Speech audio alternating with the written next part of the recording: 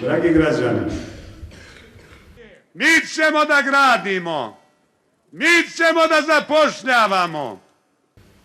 kao vlast koju činimo, učinit ćemo u narednom periodu da pomognemo da se naša opština razvija. 1. juna 100 radnih mesta za dan.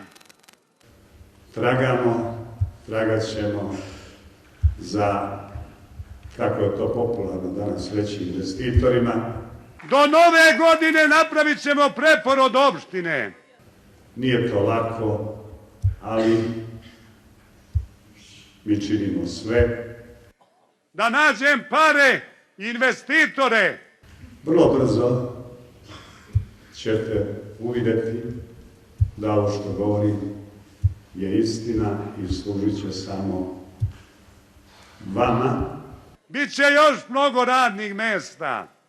Ovaj narod sve pamti i nikada neće vam to zaboraviti. To je delo Srpske napredne stranke i mene kao kandidata za predsjednika.